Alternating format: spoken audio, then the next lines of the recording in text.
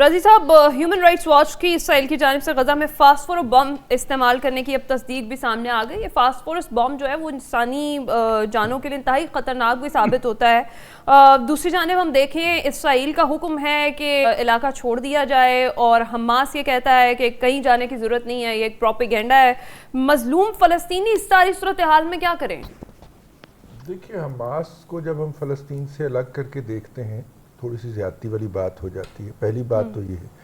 और फ़लस्तीन को जब हम एक मुस्लिम और ज्यूज़ का इशू बनाने की कोशिश करते हैं, वो इससे बड़ी ज़्यादती वाली बात हो जाती है।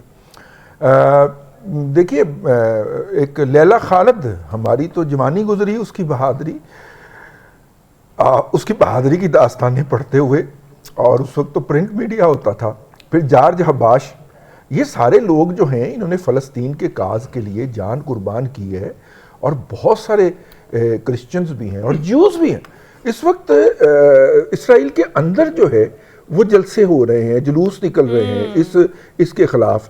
दुनिया का कौन सा मुल्क है, आप देखें बरतानिया के अंदर जो है इसराइल के परचम का रंग जो है वो नीला है, तो उन्होंने इसराइल से यकजहती करने के लिए हुकूमत ने वहाँ पे नीली लाइटें जला दी और इसराइल के झंडे लहरा दिए। फिर वहाँ पे मुजाहिरीन निकलते हैं, वो नीली लाइटों को गुल तो नहीं कर सकते, लेकिन वो झंडे उतार के वहाँ पे फ़लस्तीन का झंडा लहरा देते हैं।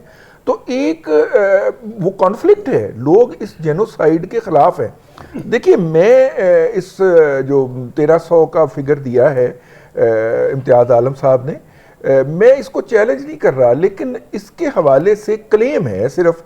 जिस तरह का क्लेम उन्होंने ये किया कि 200 नौज़ायदा बच्चे जो थे वो इसराइल वाले के, वो उनके सर कलम करके और उनको आग लगा दी गई, वो सारा बाद में आर्टिफिशियल इंटेलिजेंस से बनाई हुई वो खबर साबित हुई।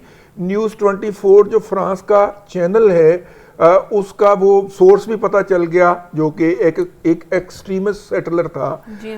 ये प्रोपेगेंडा है। जितने फिगर फ़लस्तीनियों के बढ़ते जा रहे हैं और फ़लस्तीनियों की डेथ टोल्स जो हैं वो बहुत ज़्यादा बढ़ेंगी।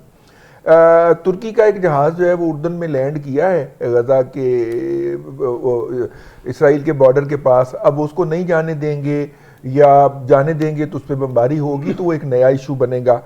कोशिश भलके नीमे द्रू नीमे ब्रू भी हो रही है, इसको पीस टॉक तक लाने की भी कोशिश हो रही है। लेकिन इसराइल जो है, जो उसकी माइट थी, जो उसकी नाकाबिले शिकस्त होने का जो तासुर था, जो भरम था, जो उसने पूरी दुनिया को सेल किया हुआ था, वो भरम टूटा है भाई। इस वक्त असल में इशू इसराइल के उस भरम की बहाली का है।